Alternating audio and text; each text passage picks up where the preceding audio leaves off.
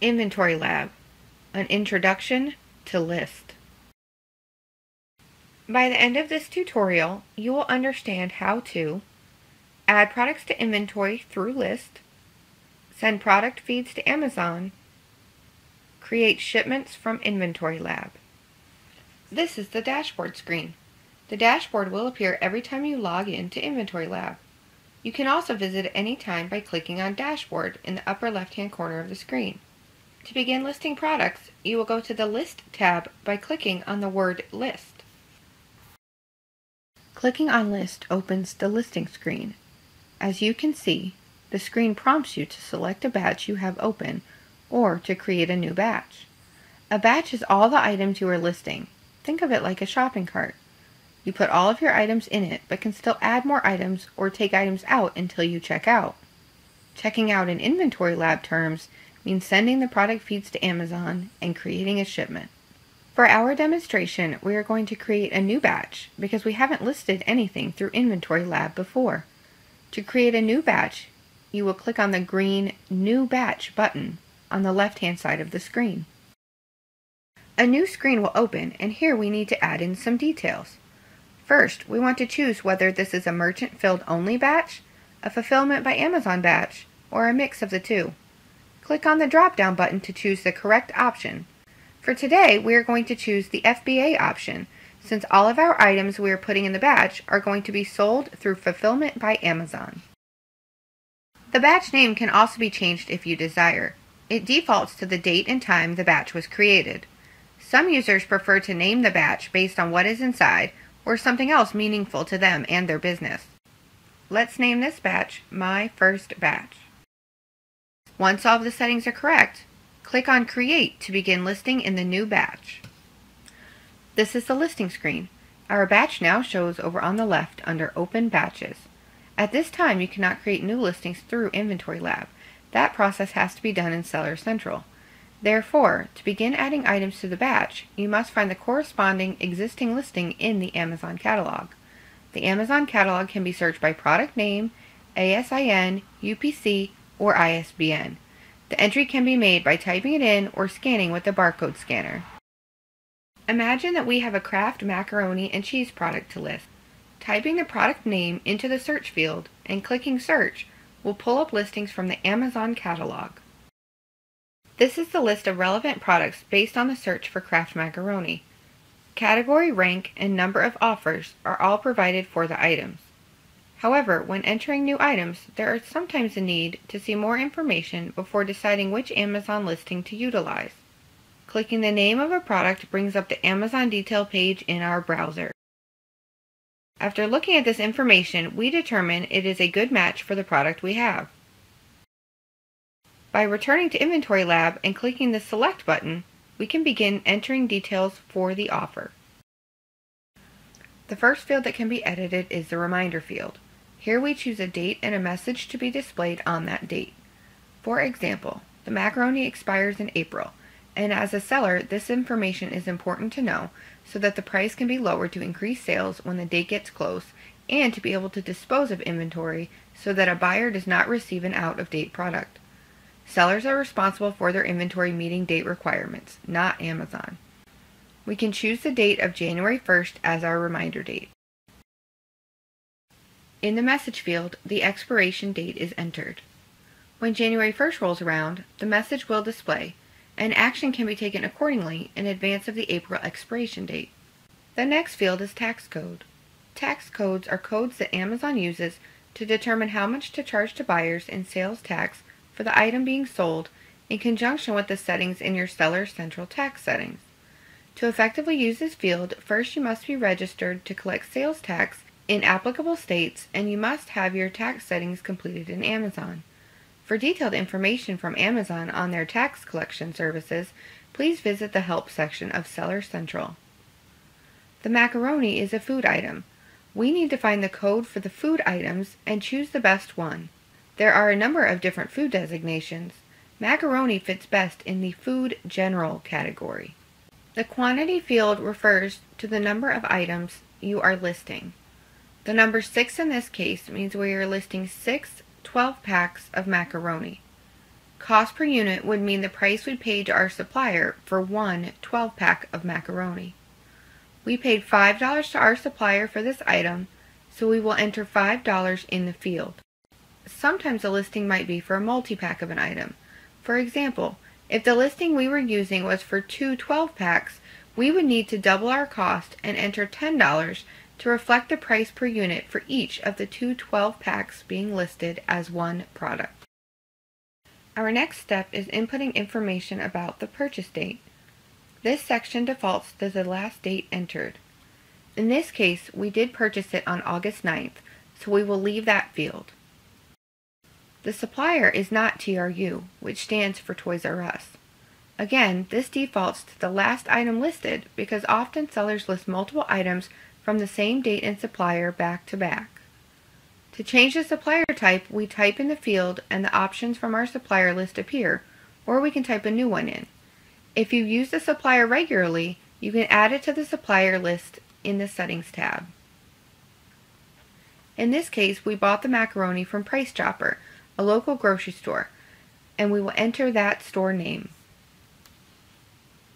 The MSKU field is already filled out by InventoryLab, but it can be edited if you want to create your own unique identifier. The macaroni is a new item as it is a food product. There are options to change the condition if you are selling a used product, a used book for example.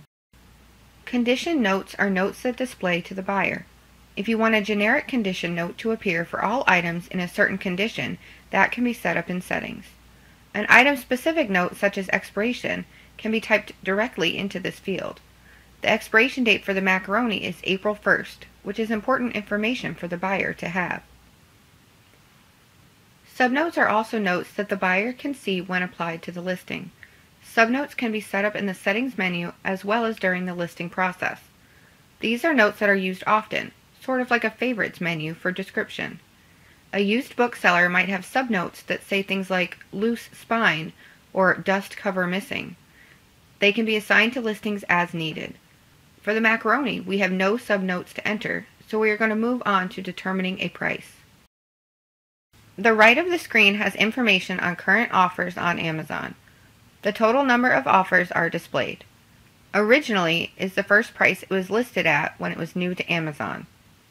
The columns represent new items being sold merchant fulfilled, used items being sold merchant fulfilled, and items being sold through fulfillment by Amazon. The circle next to the FBA price shows that it is the offer in the buy box. The N means the condition is new. If a small a appears, it means this is an offer Amazon has listed. The page also has links to a variety of tools that sellers use for product research. We have decided to sell the macaroni at $19.99 to match the lowest priced FBA seller.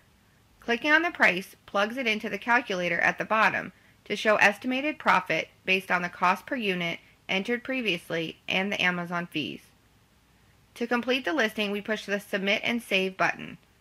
If auto print is set up, this will trigger labels to print immediately before returning you to the listing screen.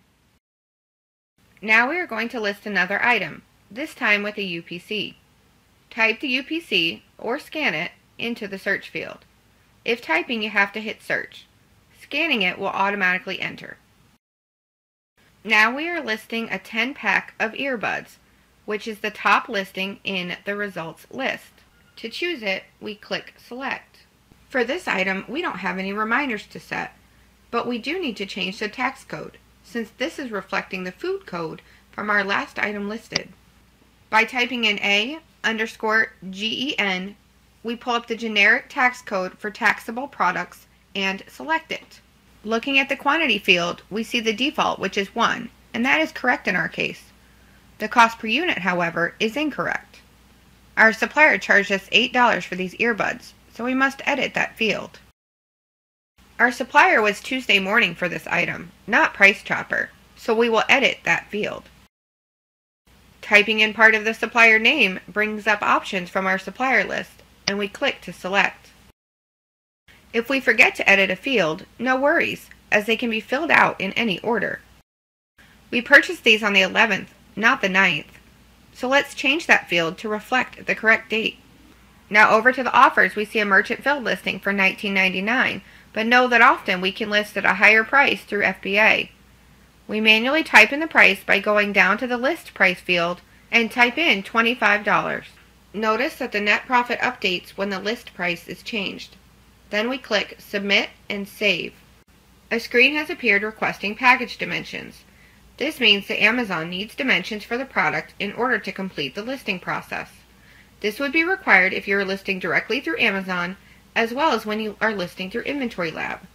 Amazon bases FBA fees on weight and size, and this item may never have been sold through FBA before. Enter the dimensions of the product, and then click the Submit button. InventoryLab lets us know we submitted the dimensions successfully, but that it may take up to an hour for the dimensions to process. Usually it is only about 15 minutes. Notice the earbuds have not joined the macaroni over to the right. That is because the listing has not been completed. We must wait for the dimensions to process and then list the product again for it to successfully complete. Now we are back at the main screen and have decided to list a book titled Firefighters. The book we want to list is at the top of the search results.